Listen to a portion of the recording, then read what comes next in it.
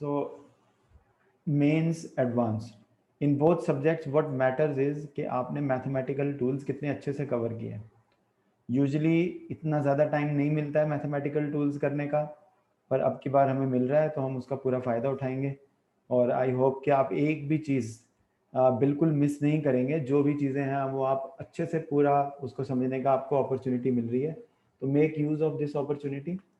And one more thing is there, if at all some syllabus is deducted or syllabus is cut, it does not matter, ठीक है, क्योंकि जो हम basics कर रहे हैं वो हमेशा ही सिलेबस में रहेगा। It can not be remove from the syllabus. चलिए, मैंने आपको थोड़ा सा ये ब्रीफ कर दिया, तो अब इसको इस फीलिंग के साथ अभी हमको आज का ये क्या है हमारा, आपको मालूम ही है कि अब नेक्स्ट वर्कशीट तो अभी मैंने दी नहीं है आपको, बट मैं अभी दूंगा इस वीकेंड के ऊपर आपको। मैं मेंस की भी वर्कशीट दूंगा, एडवांस की भी दूंगा और सीबीएसई के लिए भी दूंगा सभी, तो दिस वीकेंड। तो बट अभी हमको क्या करना है, एडवांस की क्लास के पहले ये ज़रूरी है कि हम थोड़ा सा हायर लेवल के ऊपर डिफरेंशियल कैलकुलस को कवर करें, ठीक है। थोड़ा सा हायर लेवल पर डिफरेंशियल कैलकुलस को कवर करना पड़ेगा। हाँ जी, हाँ बेटा बोलो।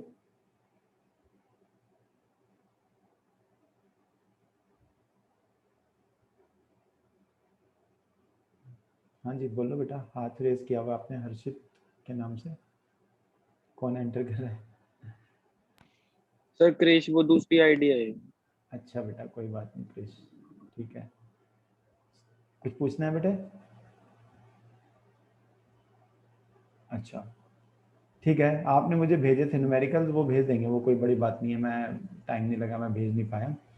तो बेटा डिफरेंशियल कैलकुलस को थोड़ा सा हायर लेवल पे हम अभी कवर करेंगे, ठीक है। तो आप लोग देखिए क्या लेवल अभी हमें कवर करना है, एक बार देखो। Even now I can still see that a few students are not logged in. Just give me one moment.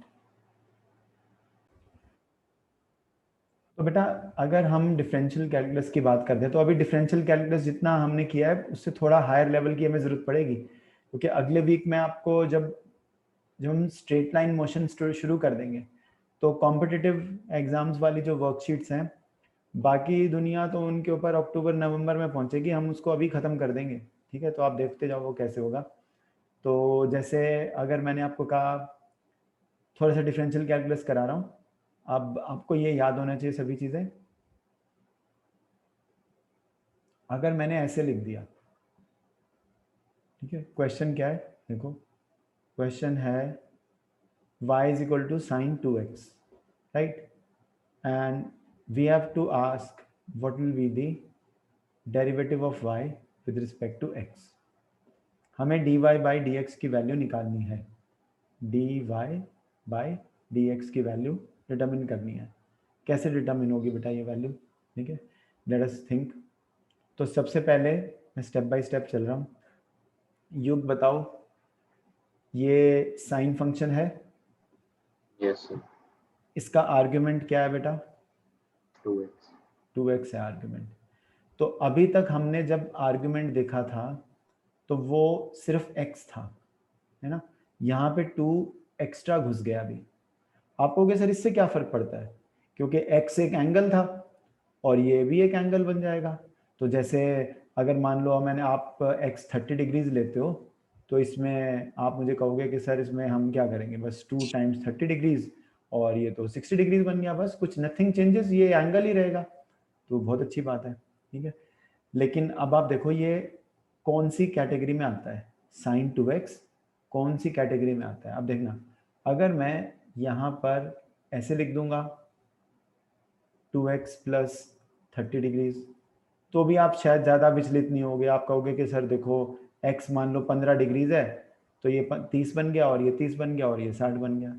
अब थोड़ा सा और भी हम इसको कर सकते हैं, ठीक है। अब आप थोड़ा सा कंफ्यूज होना शुरू हो गए कि सर ये क्या हो गया, है ना। तो या फिर अगर मैं ये भी कर दूं, यहाँ पे मैं लिख देता हूँ ax square plus b x plus c, मतलब ऐसे कर देते हैं। मान लो यहाँ 3x square minus 2x plus 8 है। तो अब ये मुश्किल लेवल बढ़ता जा रहा है ना।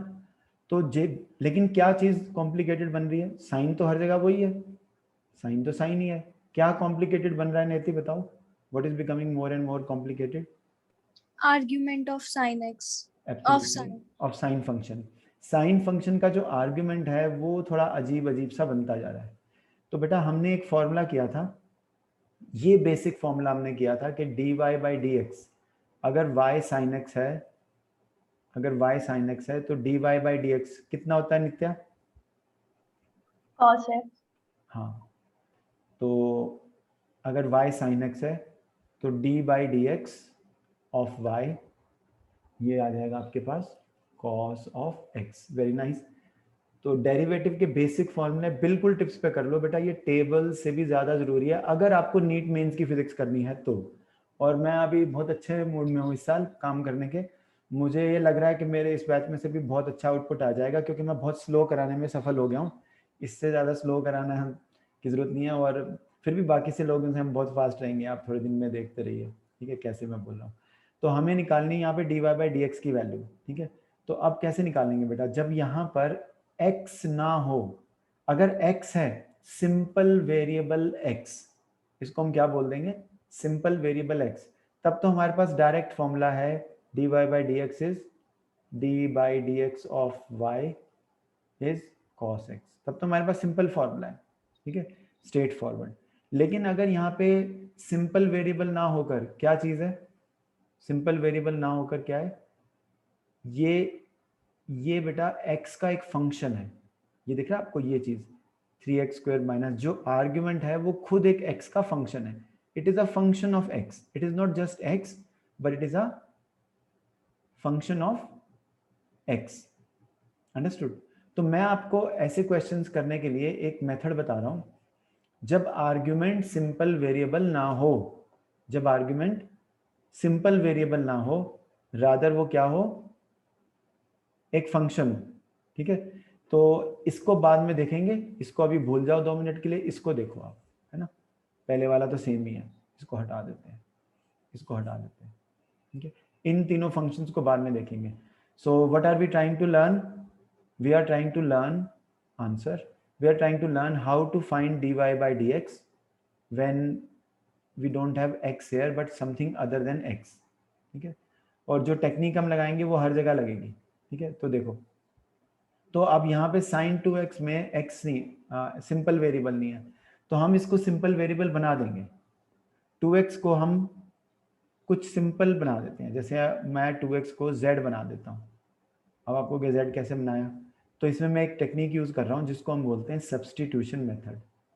तो सब्सटीट्यूशन मेथड क्या होता है, ठीक है, सब्सटीट्यूशन मेथड ये है कि अगर आपको y is equal to sine 2x का डेरिवेटिव निकालना है, तो आप इसको पहले ऐसे लिख दो, आप 2x को z मान लो, z, इसको z मान लो, तो ये क्या बन जाएगा, इसको सब्सटीट्यूशन बोलते हैं। 2x को हमने क्या सब्सटीट्यूट किया, 2x को हमने क्या बना दिया सब्सटीट्यूट करके, z, तो ये क्या बन जाएगा, with this substitution original function becomes sine of z, ठीक है, ये बन गया।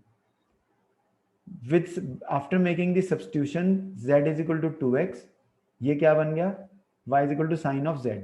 अब यहाँ पर जो वेरिएबल, जो आर्ग्यूमेंट है वो सिंपल है, सिंपल मतलब हम क्या कर सकते हैं, हम सीधा डेरिवेटिव निकाल सकते हैं, derivative of y with respect to z। अब यहाँ पे x नहीं है, क्योंकि यहाँ पे y is a function of z, तो dy बाई डी जेड का फॉर्मूला आ जाएगा आपके पास बड़े आराम से, cos ऑफ z, ठीक है, dy by D Z will be cos of z।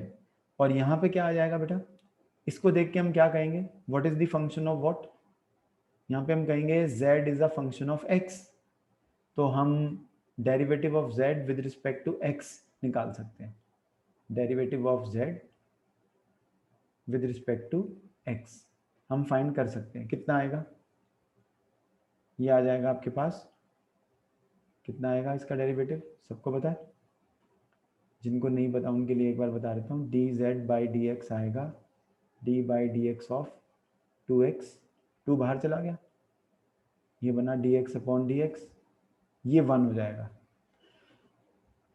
जिनको पता उनके लिए अच्छी बात है, जिनको नहीं पता उनके लिए मैंने निकाल दिया dz by D X is equal to 2।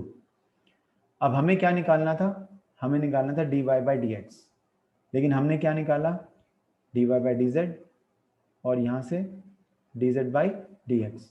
तो अब इनसे कैसे निकलेगा dy बाई dx? अगर मैं इसको और इसको मल्टीप्लाई करता हूँ तो हम ऐसा मानते हैं, अगर मैं इन दोनों को मल्टीप्लाई करता हूँ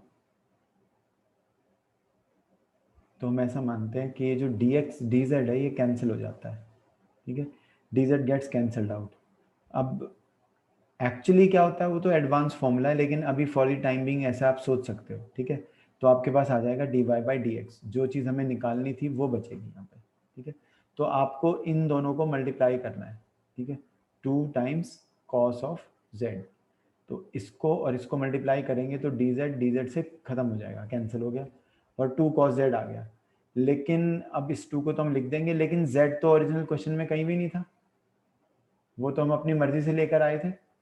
2x को z मान लिया था हमने, लेट्स एज्यूम, ठीक है, 2x को हमने z मान लिया था, तो इस z को वापस क्या बना देंगे हम, z तो ओरिजिनल क्वेश्चन में नहीं था ना, इसको हम बना देंगे ये।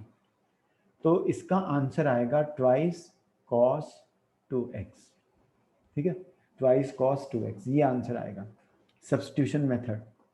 तो जब भी आर्ग्यूमेंट, साइन फंक्शन का आर्ग्यूमेंट, ठीक है, it is not x but a function of x, then what should we do? जो चीज़ x का एक फंक्शन है, ठीक है, उसको आप एक सिंपल वेरिएबल z बना दो, ठीक है, और ये सब्स्टिट्यूशन करने के बाद ये चीज़ बहुत सिंपल बन जाएगी। चलो इसका क्या आंसर बनेगा, सेम प्रोसीजर से अगर हम इसका आंसर बनाएं तो बना दोगे? एक बार साफ साफ अपनी नोट्स कॉपी में लिखो बेटा, एक क्वेश्चन आप अगर खुद से लिख लोगे तो बाकी आपको समझ में आएंगे, तो please write it down, please write down. एक बार आपने कर लिया सब्स्टिट्यूशन मेथड तो ये हमेशा के लिए आ जाएगा। और अभी भी जितने भी हमारी मेंस और एडवांस नीट में जो वर्कशीट चलेंगी सब में सब्स्टिट्यूशन मेथड का यूज़ होगा। Every single worksheet you get, every test आपको सब्स्टिट्यूशन मेथड यूज़ करना पड़ेगा। लिख लो इसको, एक बार कॉपी कर लो। We are using the method of substitution to do what, to find the value of dy by D x. dy by D x की वैल्यू निकालने के लिए हम सब्स्टिट्यूशन मेथड यूज़ कर रहे हैं। ये y है, dy बाई डी एक्स, इसका डेरिवेटिव लोगे तो cos z आएगा, इसका डेरिवेटिव लोगे तो 2 आएगा, फिर इसको और इसको मल्टीप्लाई करना है, ठीक है, तो मल्टीप्लाई कर दोगे तो dz तो ख़त्म हो जाएगा मल्टीप्लाई करने में, dy बाई डी एक्स बचेगा, वही हमें फाइंड करना है। तो आंसर ये आएगा। हमें लग रहा था कि इसका डेरिवेटिव लेने से cos आ जाए बस, पर नहीं, यहाँ पे एक एक्स्ट्रा 2 भी आ गया, ठीक है, तो कुछ ना कुछ एक्स्ट्रा मिला। अब आपको क्यों मिला है वो धीरे धीरे समझ में आएगा आपको। तो आई hope you have done this. If you have done this you can write the same steps for the next question also. इसके लिए सेम स्टेप्स लगाओ, बिल्कुल सेम सब्स्टिट्यूशन मेथड यूज करके, और dy बाई डी एक्स निकाल कर देखो कितना आएगा, करके देखना आपको। इस पूरे को z मान लो, तो अब आपने 2x प्लस 30 को z मान लिया, ठीक है, तो ये साइन z बन गया, ये तो इतना ही आया। और dz बाई डी एक्स कितना आएगा वो आपको पता होना चाहिए, इसका dz बाई डी एक्स लेंगे तो वो भी 2 ही आएगा। आगे बिल्कुल सेम है ये न्यूमेरिकल, ठीक है, मतलब जो पहले वाला था सेम। तो इसको हमने मल्टीप्लाई करना है इससे। अब आपको भी क्यों मल्टीप्लाई करना है, क्योंकि हम dy बाई डी एक्स निकालना चाह रहे हैं ना, तो इन दोनों को मल्टीप्लाई करने से dz जो है वो कैंसिल हो जाता है और dy बाई डी एक्स बच जाता है, ठीक है, तो 2 cos 2x ये आंसर आ जाता है। ऐसे ही यहाँ से भी सेम आंसर आएगा अगर आप लोगों ने करके देख लिया तो। अंडरस्टूड और नॉट? किसको समझ में नहीं आया बताओ, हाथ रेज करके बताओ। कोई ऐसा बच्चा जिसको ये मेथड समझ में नहीं आया? अभी तक मैंने आपको क्या बताया है, इस मेथड को कब यूज़ करना है, जब साइन एक्स का आर्ग्यूमेंट एक्स ना हो, एक्स ना होकर वो क्या हो, वो एक एक्स का फंक्शन हो खुद से, ठीक है। तो this is a function of x, ये एक्स का फंक्शन है। अगर ये सिंपली एक्स होता तो फिर तो हम सीधा कर देते हैं, सीधा फॉर्मूला अप्लाई। अब इसी के ऊपर सेम स्टेप्स लगा लोगे, सेम स्टेप्स इसके ऊपर लगा लोगे, ठीक है, तो ये आंसर आएगा सेम, जो ऊपर वाले का आंसर था सेम आएगा, सेम आएगा, ये आएगा फर्क, ऐसे ये आएगा answer. dy by D X is twice cos of 2x plus 30। तो आपको करके देखना है, अभी आप लोगों को मैं सबको कहता हूँ कि आप इसको साथ में मेरे ट्राई करो। मैं किसी से भी इमेज मंगवाऊंगा अपने फ़ोन पर, एक बार आप लोग ट्राई करके देखिए। Try to do the next part, इसको करके देखेंगे सब लोग, ठीक है। How will you take derivative of y with respect to x? निकालना देखो बेटा हर जगह वही है, dy बाई डी एक्स हमें निकालना है, और dy बाई डी एक्स निकालने के ही चक्कर में हम निकले हुए हैं। तो अब इस केस में y कितना है, y है, तो dy बाई डी एक्स कैसे निकलेगा? तो आपको दिया है कि y is equal to sine of, यहाँ पे cos x दिया हुआ है। अब इसमें जो साइन का आर्ग्यूमेंट है वो क्या है, देखो इसमें साइन का आर्ग्यूमेंट है cos x, ठीक है। अगर सिर्फ x होता फिर तो कोई प्रॉब्लम ही नहीं थी, तो अभी प्रॉब्लम है, तो हम क्या करेंगे, हम सब्स्टिट्यूशन मेथड यूज़ करेंगे। हम z को cos x ले लेते हैं, या आप ये कहो कि cos x को हम z ले लेते हैं। cos x को आपने z मान लिया, अंडरस्टूड। तो ये तो बन गया आपके पास y is equal to sine of cos x को हमने क्या मान लिया, z, और z is equal to cos x। ये सिंपल सा क्वेश्चन है, ठीक है। अब इसमें हमें निकालना क्या है, dy बाई डी एक्स। ध्यान से देखेंगे, यहाँ से dy बाई डी एक्स नहीं मिलेगा, ठीक है। यहाँ से आपको मिलेगा d, यहाँ पे y is a function of z, है ना, z का फंक्शन है, तो आपको मिल जाएगा dy बाई डी z, यानी कि d बाई डी जेड इसकी वैल्यू और फिर y की वैल्यू वो सेम है। अब d by D Z of sine z कितना आएगा, cos ऑफ z, ठीक है। चलो अब ये तो आंसर आ गया क्या, अभी नहीं आया, अभी तो हाफ आंसर आया, ठीक है। हमें निकालना था dy by D x, dy by D x निकालना था बेटा, और हमने क्या निकाल दिया, हमने dy बाई डी जेड की वैल्यू फाइंड कर दी। क्लियर है, ठीक है। अब हम इसको करेंगे, देखो अगर z इतना है,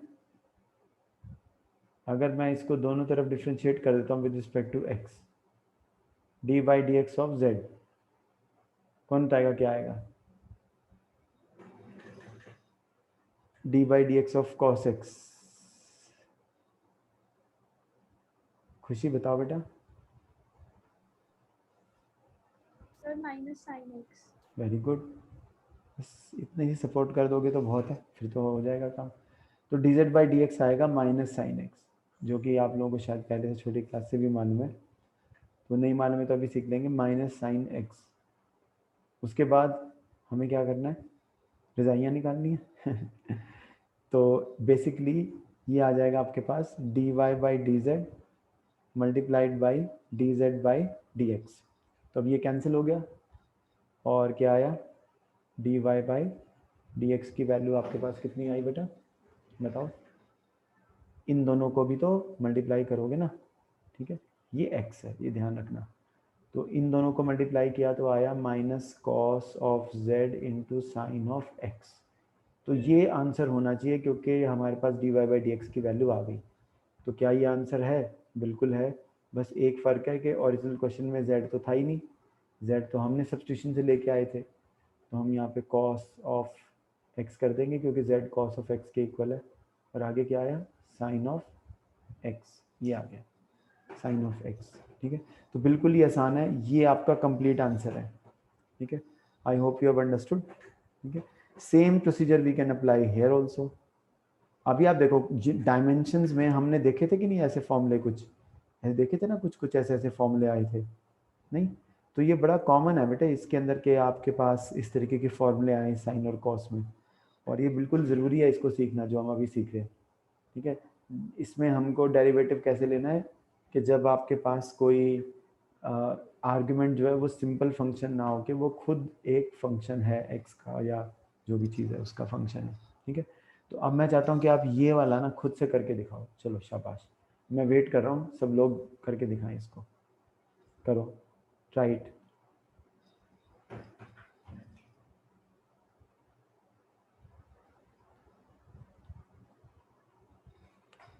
करके दिखाओ, मैं वेट कर रहा हूँ आपकी।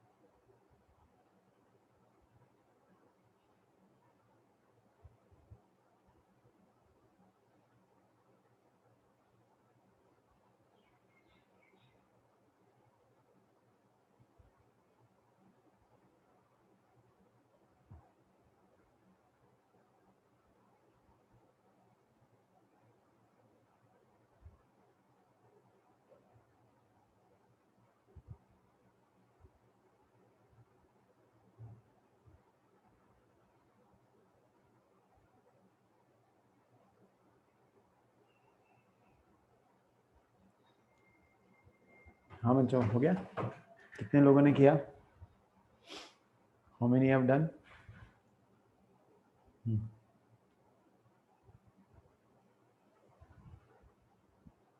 ओके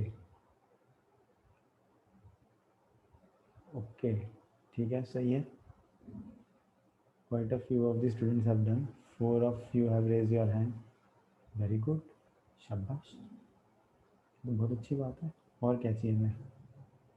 ठीक है, मैंने टाइम करने के लिए दिया आपको. I think it is not a nail polish break, so please do it.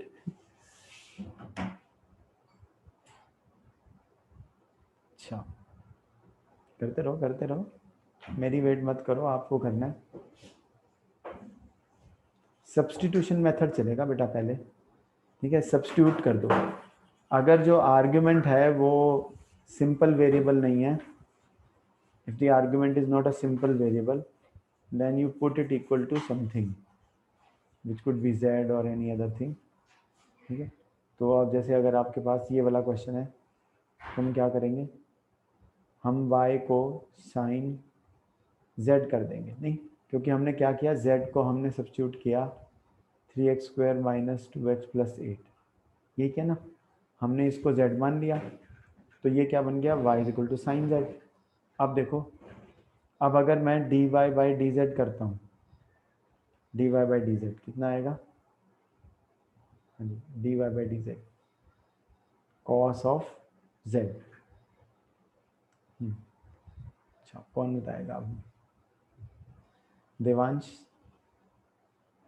यहाँ पे हमें क्या निकालना है? We must compute. Yes sir. क्या कंप्यूट करना है बेटा यहाँ पे? इसमें हमें क्या निकालना है? लेफ्ट साइड पे क्या लिखेंगे, d, यहाँ क्या लिखेंगे, d, dz by dx. हाँ very good, dz by D x. तो dz बाई डी एक्स का मतलब d by D x of इसका d बाई डी एक्स निकालना है. तो वैसे तो आप धीरे धीरे भी कर दोगे. d by D x of 3x² minus 2x plus 8 कितना आएगा खुशी है d बाई डी एक्स करके? इसका आंसर, इसका d बाई डी एक्स क्या, तो कितना आंसर बना? Sir, 6x minus 2. Very nice, beautiful. dz by D X is 6x minus 2. जिस बच्चे को ये आ गया, समझो उनके लिए नीट मेंस का रास्ता क्लियर हो गया. और कुछ लोग इसको बताने के बाद भी सीखते नहीं हैं, तो फिर उनके लिए कुछ नहीं होगा. फिर बाद में जाके वो अटकते ही रहेंगे. अब हमें जब फिजिक्स पढ़नी है ना, हम अलग तरीके से पढ़ेंगे. हम देखेंगे कि हमें कुछ भी नहीं करना है सिवाय डेरिवेटिव, स्लोप, स्ट्रेट लाइंस, इसके अलावा कुछ नहीं है 11th की फिजिक्स में. लेकिन इनको अप्लाई करने में, सीखने में पूरा टाइम लगता है. बेसिक्स यही है, ठीक है. तो you will be very very surprise कि कितना ज़्यादा अंडरस्टैंडिंग करके, बल्कि मैं तो ये मानता हूँ कि जो बच्चे हमारे पास फिजिक्स करते हैं उनका केमिस्ट्री और मैथ में बहुत सारा काम बहुत ही कम हो जाता है, क्योंकि हम बहुत सारी चीज़ें कवर करते हैं. तो चलो अब इसको और इसको मल्टीप्लाई करेंगे, इन दोनों को मल्टीप्लाई करेंगे. Piyush, dy by D Z को हमने मल्टीप्लाई किया dz बाई डी एक्स से, तो ये क्या बन जाएगा इसमें, इन दोनों को मल्टीप्लाई करके? ओके, आगे हो जाएगा बेटा. अभी पहले से ज्वाइन किया करो, देर से मत किया करो, फिर मिस हो जाती है ज़रूरी चीज़ें. dy बाई डी एक्स को और dz बाई डी एक्स को मल्टीप्लाई करोगे तो क्या आएगा बेटे, बताओ? इसको और इसको मल्टीप्लाई करोगे तो ये कैंसिल हो जाएगा कि नहीं? ठीक है. दूसरी साइड तो आसान है. दूसरी साइड में तो हमें क्या करना है, dy बाई डी जेड की वैल्यू लिखनी है cos z, ठीक है. ये cos z multiply by 6x minus 2, ठीक है. तो ये क्या बन गया, dy बाई डी एक्स, ये बन गया dy बाई डी एक्स. दूसरी तरफ क्या आया, दूसरी तरफ ये आया cos ऑफ z. तो आप z लिख दो, या फिर आप डायरेक्टली z की ये वाली वैल्यू लिख दो, क्योंकि यही तो हमने लिया था z, 3x² minus 2x plus 8. बिल्कुल ये आसान है. अब ये फाइनल आंसर है, dy by D X is equal to this. Very very easy and important.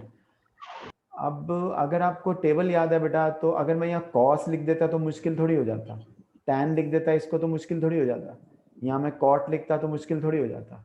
तो जिन्होंने नहीं याद किया, जो नीट मेंस वाले बच्चे हैं, तो sin x का डेरिवेटिव cos x का, उसके बाद ठीक है sir, secant x, tan x ही ले लेते हैं पहले, tan x का, फिर cot x का, फिर सीकेंट x का, और फिर कोसिकेंट x का।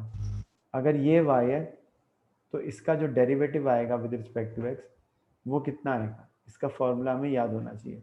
जिनको अभी तक याद नहीं है ये टेबल ज़रूर याद कर लो। साइन x का डेरिवेटिव लेने से आएगा cos x, cos x का डेरिवेटिव लेने से आएगा माइनस साइन x, ठीक है, माइनस साइन x। और tan x का डेरिवेटिव लेने से क्या आएगा, नित्या बताओ, tan x का डेरिवेटिव लेकर स्क्वायर एक्स, क्या आएगा बेटा, secant square x, secant square x. Very good, ठीक है ना। जशनवीर कॉट एक्स का डेरिवेटिव लेके क्या आएगा, कॉट एक्स का, कोसेकेंट स्क्वायर एक्स। हाँ लेकिन एक चीज याद रखनी है, नेगेटिव किसके डेरिवेटिव होते हैं, जो सी से शुरू होते हैं, है ना। तो सी से शुरू होते हैं तो उनके नेगेटिव होते हैं डेरिवेटिव, तो ये माइनस कोसेकेंट स्क्वायर एक्स आएगा। सीकेंट एक्स का डेरिवेटिव क्या आएगा, सीकेंट एक्स का डेरिवेटिव, हाँ घर बताओ बेटा, secant x tan x, secant x tan x, good. And cosecant x का डेरिवेटिव क्या आएगा, ठीक है, तो वो आएगा minus cosecant x cot x। तो ये फॉर्मूले की लिस्ट बिल्कुल पक्के ढंग से याद कर लो। सब्स्टिट्यूशन मेथड मैंने अभी आपको बता दिया है। सब्स्टिट्यूशन मेथड के बाद एक मेथड और सीखना पड़ेगा। तो बहुत सारे बच्चों को मालूम है, जैसे एच.सी. वर्मा की बुक काफ़ी अच्छी है, तो मैं तो आपको कहूँगा कि आप एनसीईआरटी पे फोकस बनाओ अभी, और एच.सी. वर्मा की बुक खरीदना चाहें तो खरीद सकते हैं, देयर इज़ नो ट्रबल। और हम हाँ बेटा, विजिबिलिटी बेटा तभी आती है, विजिबिलिटी की प्रॉब्लम जब हाँ कल से कुछ ना कुछ ऐप में गड़बड़ हो रहा है मुझे लगता है, चलो कोई बात नहीं। तो ये टेबल बेटा ऐसा बनाना जरूरी है। इस टेबल में और किस चीज का लिख सकते हैं बताओ, और किसका लिख सकते हैं, ये minus cosecant x cot X है, समझ में आ गया होगा आपको, ध्यान से देख लेना। अर्चित और क्या लिख सकते हैं, ई टू दी पावर एक्स लिखेंगे तो क्या आएगा आंसर बताओ अर्चित। Yes sir. अगर e to the power x का डेरिवेटिव लिखेंगे तो क्या आएगा आंसर, कमाल है, ये तो बहुत आसान है, कराया मैंने आप लोगों को। हाँ खुशी बता रही है, खुशी चलो अच्छी बात है, बताओ। Sir e to the power x। E to the power x ही आएगा, और e to the power x की तो हिस्ट्री ज्योग्राफी हमने पढ़ा दी आप लोगों को। इसकी हिस्ट्री ज्योग्राफी मैंने नहीं पढ़ाई है अभी आपको। Log of x, log of x, लेकिन लॉग ऑफ एक्स को हम ऐसे लिखते हैं, log of x to the base e, इसको ऐसे पढ़ना है, log of x to the base e, बिना बेस के ना लिखो। Log, how do you read this, log of x to the base e. जिनको लॉग के बारे में कुछ भी नहीं मालूम है तो चिंता की बात नहीं है, ठीक है ना, चिंता की बात नहीं है। तो हम क्या कर सकते हैं, हम लॉग का एक बेसिक का टेबल, जो कि मैंने 8th क्लास का वीडियो लिया हुआ है, 8th क्लास का, वो मैं आपको ज़रूर शेयर करूंगा सब लोगों के साथ, जो 8th क्लास का वीडियो है, ताकि आपको लॉग की डेफिनेशन तो पता चले, नहीं तो ना 11th-12th में तो प्रॉब्लम आ जाएगी बेटा। तो हमें सीखना है। तो ये फॉर्मूला अभी तक किसी को नहीं बताया कि यदि y log ऑफ x है टू दी बेस e, क्योंकि log of 100 to the base 2 भी निकाल सकते हैं, log of 100 to the base 5 भी निकाल सकते हैं, log of 100 to the base 10 भी निकाल सकते हैं, ठीक है। तो बेस चेंज कर सकती है, ठीक है, base can change and it can have different values. Excuse me sir, हाँ जी बोलो। सर एक बार कोसिकेंट एक्स का डेरिवेटिव बता दो, दिख नहीं रहा है स्क्रीन में क्लियरली। नहीं दिख रहा, कौन पूछ रहा है बेटा, सर क्रिश। क्रिश, ये देखो, ठीक है, ये ओहो, y is equal to cosecant x, cosecant x को मैं 1 अपॉन साइन x लिख सकता हूँ। Yes sir. अब dy बाई डी एक्स लेना आपको, यानी कि D by D x of 1 upon sine x। तो इसमें एक रूल लग जाएगा जो हम कल भी रिवाइज कर रहे थे, कौन सा रूल लग जाएगा, क्वोशिएंट रूल। हाँ quotient rule, f x upon g x. तो उस रूल में क्या होता है कि जो जी एक्स है नीचे उसका स्क्वायर करना होता है, तो साइन एक्स का हम स्क्वायर कर देंगे, फिर साइन एक्स को हम ऐसे ही लिख देंगे और d by D x of 1, फिर माइनस लगाएंगे, ठीक है। फिर यहाँ 1 का डेरिवेटिव लिया था, यहाँ पे हम 1 को तो ऐसे ही लिख देंगे और d by D x of sine x लेंगे, d by D x of sine x ले लो, कोई ज़्यादा मुश्किल बात नहीं है। अब d by D x of 1 तो 0 होता है, तो ये पूरा 0 बन गया, यहाँ बचा माइनस, तो ये माइनस हो गया। D by D x of sine x आ गया कॉस एक्स, और नीचे क्या है sine square x. Sine square x को हम चाहें तो ऐसे भी लिख सकते हैं, नीचे क्या है साइन एक्स का whole square, but sine x का whole square is sine x into sine x. अब ये क्या चीज़ है, ये तो कॉट एक्स है, ये रही, अगर आपको ये साफ नहीं दिख रहा है तो ये कॉट एक्स है, ठीक है। और ये क्या चीज़ है यहाँ पे, ये 1 साइन एक्स है, तो ये कोसिकेंट एक्स है, और ये माइनस साइन तो यहाँ है ही, तो ये माइनस, ठीक है। तो मतलब d by D x of cosecant x कितना आया, d by D x of cosecant x आया minus cosecant x cot x, ठीक है। बिल्कुल ही आसान है। तो मैं लॉग का मुझे आप लोगों ने रिमाइंड कराना है और लिंक आप लोगों ने लेना है सबने, सिर्फ 40 मिनट्स में आपको लॉग के बारे में इतना कुछ पता चल जाएगा कि आपका काफ़ी हेल्प हो जाएगी, जो भी 11th-12th में, खासकर मेडिकल वाले बच्चों की, और मेडिकल स्टूडेंट्स को भी लॉग की बहुत भारी भरकम जरूरत रहेगी। तो if y is equal to log of x to the base e, then how will we calculate dy by dx? That means d by dx of y की जगह log of x रख दो बस। तो y dy dx of log x कितना होता है, कौन बता रहा है ये फॉर्मूला, बताया नहीं है मैंने कभी आप लोगों को, इसका डायरेक्ट फॉर्मूला जिन्होंने पहले पढ़ा हुआ है वो बता सकते हैं। हाँ अभी भी 2 लोग हैं जो हाथ दे कर रहे हैं। हाँ गर्व बताओ। 1 by x. 1 by x, very good. तो d by D x of log x is 1 by x। तो ये बिल्कुल जितने अच्छे से, अब आप कहोगे और भी फॉर्मूले होते होंगे, बिल्कुल होते हैं, लेकिन आप इनको पहले अच्छे से याद करो, ठीक है, ये बहुत ज़रूरी है। तो मैं आपसे एक सिंपल सी चीज़ पूछता हूँ, देखते हैं कौन कर पाएगा इसको। ये e to the power x है, ठीक है ना। तो अगर मैंने आपको लिखा क्वेश्चन ये है y is equal to E to the power sine of x, और मैं आपसे पूछता हूँ कि find dy by D X, so how will we find dy by D X, e की पावर साइन x है ये, ठीक है, दिख रहा है ना सबको, नहीं दिख रहा तो मैं एक बार साफ साफ लिख देता हूँ। Question is if y is equal to E to the power sine of x, then compute dy by D X, the value of dy by D x. बहुत ही आसान है, बड़े आराम से कर देंगे हम। तो इसमें वही प्रॉब्लम है कि इसमें अगर e to the power x होता तो फिर तो बहुत आसान था, अब ये e की पावर x नहीं है, ये थोड़ा ज़्यादा मुश्किल बन गया, ये फंक्शन ऑफ x आ गया, ये थोड़ा मुश्किल बन गया अभी। तो हम क्या करेंगे, इसको हम ऐसे लिखते हैं, रीअरेंज, थोड़ा बहुत दिमाग लगाएंगे और इसको z ले लेंगे। तो z कितना आ जाएगा, हमने किस चीज़ को z पुट किया है, हमने साइन x को z पुट किया, राइट, साइन x को z पुट कर दिया, ये ऐसे। अब बड़ा आसान है, इसके बाद तो बिल्कुल इजी स्टेप्स हैं। हमें इसका dy बाई डी एक्स करना है, dy by D x, that means D by D x of, D by D x of, okay, D by D x क्यों करेंगे, यहाँ तो y z का फंक्शन है ना, y is a function of z, तो हम क्या करेंगे dy बाई डी जेड करेंगे। तो इस चीज़ का खास ध्यान रखना है आपको, ठीक है। तो this will become D by D x, तो वो आ जाएगा D by D x of E to the power z। E to the power z का कितना डेरिवेटिव आएगा नेति,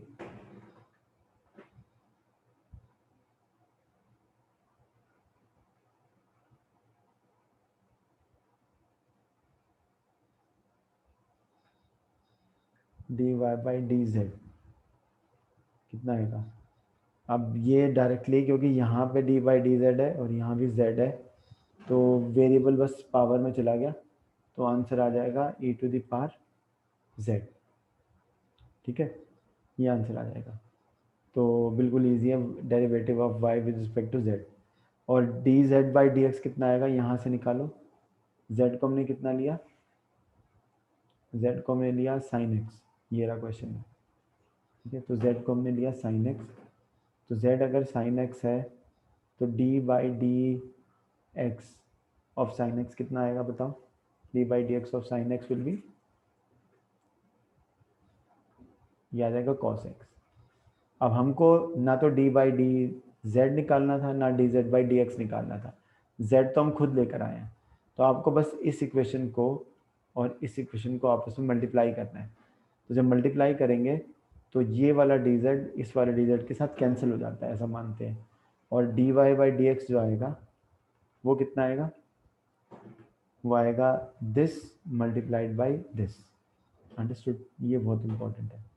तो हमने लिखा cos of x e to the power z, पर इसके पूरे मार्क्स नहीं मिलेंगे क्योंकि z हमने अपने आप से लगाया था, अपने आप से लेकर आए थे हम sin x को z मान के। तो अब हम अपने आप से इस sin x को हटाकर, इस z को हटाकर sin x लगा देंगे। अब अपने आप से आप लगा दो, this is the answer, cos of x multiplied by e raise to the power sin of x, ये आंसर आ जाएगा। तो ये सब्स्टिट्यूशन मेथड वाले क्वेश्चंस एक दो नहीं है, बहुत सारे बनते हैं, ठीक है। कुछ कुछ आ जाता है, ऐसे भी आ जाएगा, कुछ भी आ जाएगा आपके पास, ठीक है ना। तो इसको बिल्कुल आपने ध्यान से करना है। मैं थोड़ा सा और कराने का सोच रहा था, पर मैं बिल्कुल जल्दी नहीं कराऊंगा क्योंकि मुझे लगता है कि इसको अच्छे से करना बहुत ज़रूरी है। तो फिर इसका यूज़ भी करेंगे तो आपको बहुत बेनिफिट लगेगा कि आपको लगेगा हमारी सारी प्रॉब्लम्स तो वैसी हो रही हैं। चलो एक आधा क्वेश्चन और दे के देखते हैं आप लोगों को, ठीक है। ये भी एक इम्पॉर्टेंट टाइप है।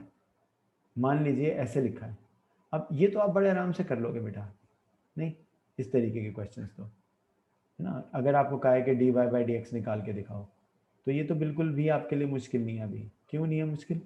क्योंकि आपने ऐसे करना है, y is equal to tan of z। मतलब हमने क्या किया, हमने e raise to the power x को z मान लिया, x को। अब यहाँ पे y is a function of z और यहाँ पे z is a function of x, ठीक है। तो यहाँ से कौन सी चीज़ आसानी से निकल जाएगी? D Y by D Z, यहाँ से तो वो कितनी आ जाएगी? वो आ जाएगी सीकेंड स्क्वायर जेड। और यहाँ से क्या आ जाएगा? D z by D x, बहुत आसानी से वैल्यू आ जाएगी d z by D x की, differentiating both side with respect to z से। बोथ साइड्स को जेड के विद रिस्पेक्ट में डिफ्रेंशिएट करना है। अच्छा, अब जेड के में क्यों करेंगे, एक्स के में करेंगे ना, क्योंकि z is a function of x. तो d z by D x निकाल लेंगे हम। D z by D x कितना आएगा? Direct formula e to the power x. अब जब मैं इसको और इसको मल्टीप्लाई करता हूँ तो मल्टीप्लाई करने में इसका डी जेड और इसका डी जेड आपस में कैंसिल हो जाएगा। ऊपर क्या बचेगा? डी वाई, और नीचे क्या बचेगा? D x. तो आंसर आना चाहिए आपका secant square Z into E raise to the power X, ये आंसर बनना चाहिए। अब z तो ओरिजिनल क्वेश्चन में कहीं था नहीं, हम अपने आप से लेके आए थे। हमने किस चीज़ को z पुट किया था? हमने e to the power x को z पुट किया था। तो अब z को हटा के फिर से e to the power x ले आएंगे, तो ये आंसर आपके पास आ जाएगा। इसमें ब्रैकेट्स लगाने बहुत ज़रूरी है, ठीक है। बच्चे कई बार गलती करते हैं और ये ब्रैकेट्स वगैरह नहीं लगाते हैं, ठीक है ना। तो उसी की वजह से फिर लास्ट में कुछ गलती होती है कहीं ना कहीं से। तो मैंने इसका ना फिजिकल मीनिंग सोचा था आज आपको मैं कराऊंगा, पर कोई बात नहीं, नेक्स्ट क्लास में हम करेंगे।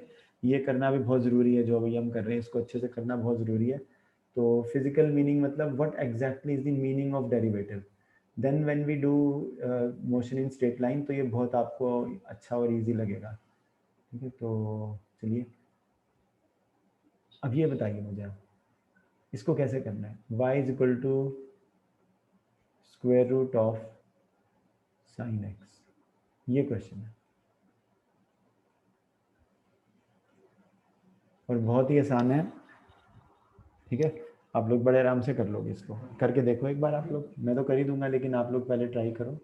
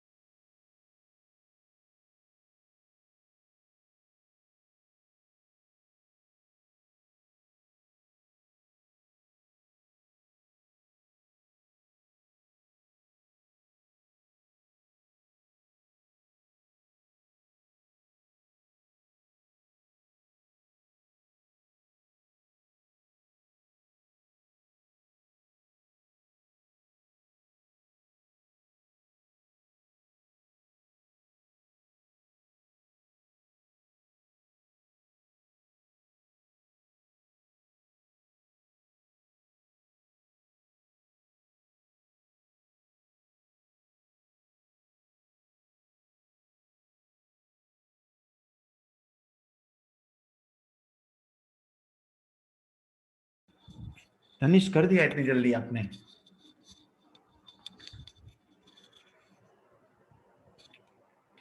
ये बेटा कुछ टाइप्स हैं बस, ठीक है ना। These are a few types which occur again and again, ठीक है। ये कुछ ऐसी टाइप्स हैं जो बार बार आती हैं। जशनवीर क्या आंसर बनाया आपने? 1/2 root cos x. ये बनाया। Yes, sir. युग आपने क्या 4 आंसर बनाया? सर मेरा cos x over 2 root sin x. cos x over 2 root sin x। नित्य आपका क्या आंसर है? cos x over 2 root sin x। अच्छा, 2 लोगों का एक ही आंसर आ गया क्या? फिर तो हमें चेक करना चाहिए। ठीक है, चलो ठीक है, dy by dx। तो इसमें कुछ नहीं है बेटा, ये थोड़ा मुश्किल लग रहा है ना, क्योंकि यहाँ पे क्या है, sin x raise to the power 1/2 है, ठीक है। और ये तो मुश्किल है, क्योंकि अगर यहाँ x होता है ना, फिर तो आप बड़े आराम से कर देते। नहीं, अगर यहाँ पे सिंपल वेरिएबल x होता, फिर तो आप बड़े आराम से कर देते। अब यहाँ पे है फंक्शन ऑफ x, ये फंक्शन ऑफ x है, ठीक है।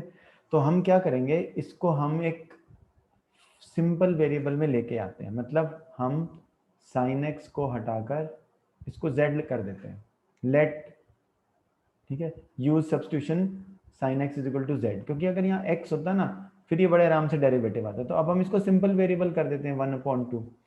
अब y is a function of z है, तो हम बड़े आराम से dy by dz की वैल्यू निकाल लेंगे। अब ये बड़े आराम से आ जाएगी, डायरेक्ट फॉर्मूला है, पहले पावर यहाँ पे आएगी और फिर पावर 1 से कम हो जाएगी। और आप चाहो तो इसको -1/2 को कहाँ ले जा सकते हैं हम, डिनोमिनेटर में लिख के हम ऐसे भी लिख सकते हैं, है ना। क्योंकि ये नीचे जाएगा तो ये नीचे जाके हो जाएगा प्लस, यहाँ नीचे जाके ये हो जाएगा 1/2, और 1/2 को हम ऐसे लिख देंगे, ऊपर से नीचे जाने के बाद होगा। तो ये बिल्कुल ही आसानी से आ जाएगा। तो ये तो अभी हमारे पास क्या आया, हमारे पास तो dy by dz की वैल्यू आ गई, लेकिन हमें क्या ये निकालनी थी, हमें तो dy by dx निकालना था। तो यहाँ से हम देख के क्या कहेंगे, इस इक्वेशन से हम ये कहेंगे कि z x पे डिपेंड करता है, z x का फंक्शन है। तो यहाँ से हम डेरिवेटिव निकाल सकते हैं dz by dx, ठीक है। That means d by dx of sin x, ठीक है। तो ये कितना आ जाएगा, इसका अगर हम दोनों तरफ से, तो ये आएगा cos x। मतलब हमने यहाँ से निकाला डेरिवेटिव dz by dx। थोड़ा प्रैक्टिस तो लगती है बेटा, लेकिन फिर बहुत फ़ायदा होगा इसका करने का, बहुत ज़्यादा। जो बच्चे पहले कंपटीशन वाला काम देख चुके हैं, आप उनसे ज़रूर डिस्कस करो। अगर आप ये सब नहीं करोगे तो कंपटीशन वाली फिजिक्स तो हम कर ही नहीं सकते, ठीक है, कोई पॉसिबल ही नहीं है। कई सारे लोग करा देंगे बच्चों को इसके बिना भी कंपटीशन, वो फिर कोई इनसे कंपटीशन होगा ये नहीं मुझे पता, स्कूल के एग्ज़ाम में पास होने का कंपटीशन हो सकता है। तो dy by dz और dz by dx को मल्टीप्लाई करना पड़ेगा आपको, dy by dz multiplied by dz by dx। तो ये कैंसिल हो गया, है ना। तो हमारे पास जो चीज़ हमें चाहिए थी वो निकल गई, dy by dx। अब इनको कैंसिल करने में क्या औचित्य है, ये तो अभी हम यहाँ नहीं डिस्कस कर सकते, पर मैथ्स में कुछ हम पढ़ते हैं आगे जाके, जिससे हमें पता चलता है कि ये कैंसिल, ऐसी कैंसिलेशन जैसी कोई चीज़ नहीं होती, कुछ और होता है। लेकिन अभी फॉर द टाइम बिंग हम dz को dz से कैंसिल कर देंगे, तो हम कहेंगे कि हमारे पास dy by dx जो हमें निकालना था वो बच गया है। तो ये बड़ा आसान है, 1/, क्योंकि अब हम इसको और इसको मल्टीप्लाई कर देंगे, 1/2 root z into cos of x। तो ये आंसर आया, cos of x upon twice of root z, है ना। z कितना था, z हमने ये लिया था, तो यहाँ पे रूट z है, रूट z, तो ये z की जगह साइन x कर दो। अब ये सही आंसर है, ठीक है, जिसने भी निकाल लिया ये सही आंसर है। तो अगर आपको ये सब समझ में आया, मैंने आज आपको जितना कराना था उसका इट्स थोड़ा सा, मतलब हाफ तो नहीं, कंसेप्ट वाइज तो देखो मैंने कम कंसेप्ट कराया, 2 कंसेप्ट कराने थे, 1 करा पाया हूँ अभी, क्योंकि मैं फास्ट नहीं कराना चाहता। जो हमने अभी किया है उसी तरीके से इसका भी आ जाएगा। चलो और कोई ले लेते हैं, ठीक है ना। यहाँ पे हम ले लेते हैं tan ऑफ स्क्वायर x, ठीक है। अब इसमें भी क्वेश्चन वही है, बस ये लास्ट टाइप की प्रॉब्लम है, फिर तो आपके लिए इजी हो जाएगा। dy by dx निकालना है, कैसे करेंगे बेटा, थोड़ा सा सोचिए सब लोग, शाबाश, आपके सोचने का ही फायदा होगा, मैं तो करा ही दूंगा।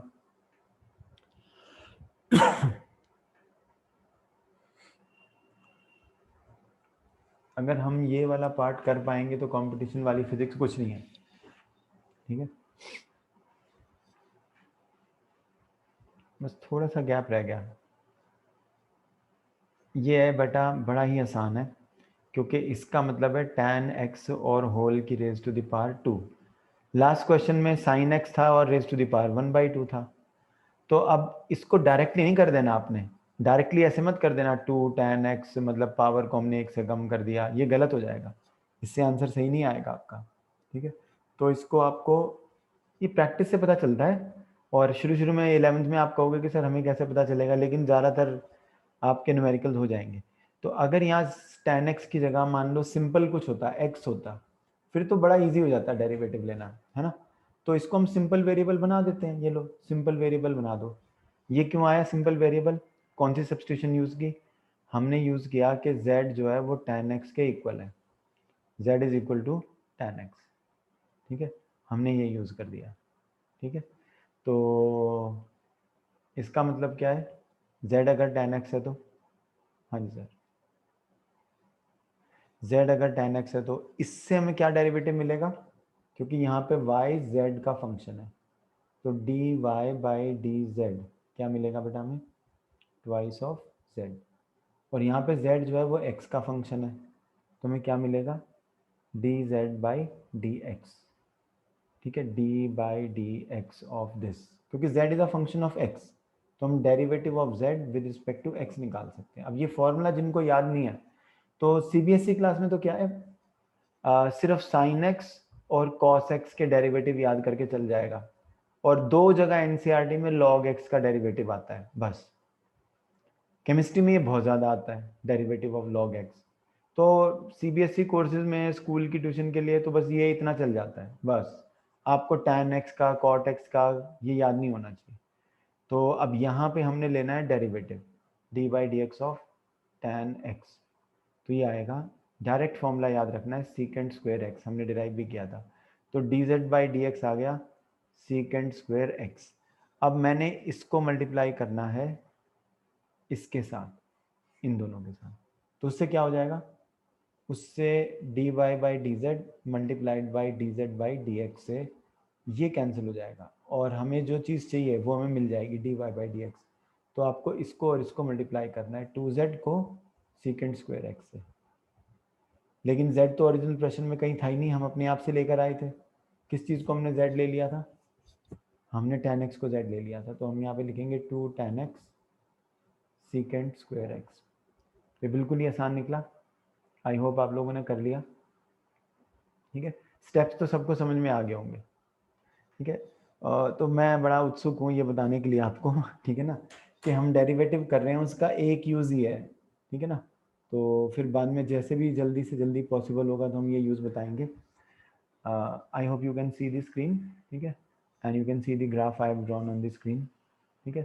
तो अब मान लो मैं आपको कहता हूँ कि बेटा आप लोगों ने क्या करना है, आप लोगों ने, मान लो मैं आपको कहता हूँ कि ये आपका x इज इक्वल टू, यहाँ पे देखा आपको ये वाला जो पॉइंट है, ये वाला जो पॉइंट है, ये इस पॉइंट का जो y कोऑर्डिनेट है वो भी 1 है और x कोऑर्डिनेट है वो भी 1 है। वो क्यों है, क्योंकि इसमें अगर आप x को 1 और y को 1 लोगे, x को 1 लोगे तो y 1 ही आएगा, ठीक है। अब मैं आपसे एक क्वेश्चन पूछता हूँ, मैं डेरिवेटिव बता रहा हूँ कि हम क्यों कर रहे हैं। मान लो मैं आपको कहता हूँ कि बेटा अच्छा चलो मैं यहाँ पर टेंजेंट बनाऊंगा, ये टेंजेंट बनाऊंगा, टेंजेंट तो समझते हो ना, जो एक ही पॉइंट पे टच करेगी, नहीं, I will draw the tangent to this curve, ये ऐसे बन जाएगी, ये मान लो टेंजेंट लाइन बनाई मैंने, ठीक है। अब मैं अगर आपसे पूछता हूँ कि अब फिजिक्स की सबसे एक बहुत ही, जिसको हम बोलते हैं सेंट्रल प्रॉब्लम, सेंट्रल प्रॉब्लम होती है कि जो मेन प्रॉब्लम होती है, मेन जो हम काम करते हैं केंद्र में, वो यही है कि आपके पास एक कर्व है, ये कर्व है, और उसका एक पॉइंट हम बता देते हैं कि पॉइंट बता दिया x इज इक्वल टू 1 वाला पॉइंट। अब इस पॉइंट पर जो टेंजेंट बनेगी इस कर्व पर, उस टेंजेंट का स्लोप कितना आएगा। One of the most important problems of physics is that if we have any curve, अब ये कर्व क्यों है, ये कोऑर्डिनेट ज्योमेट्री में पढ़ाते हैं कि इसको हम कर्व क्यों बोल रहे हैं, क्योंकि इसका ग्राफ है। अब इसके कर्व में हमने पॉइंट ले लिया x = 1 वाला, तो जहाँ x 1 है तो वहाँ y भी 1 है, तो वो ये वाला पॉइंट आया। अब इस पॉइंट पे यदि मैं इस कर्व के साथ टेंजेंट बनाता हूँ तो इस टेंजेंट का स्लोप कितना होगा। अब ये बहुत ही ज़रूरी पॉइंट है, पर मैं 4:31 पे नहीं जाना चाहता। नेक्स्ट क्लास में आपको इसके बारे में बताऊंगा। Thank you.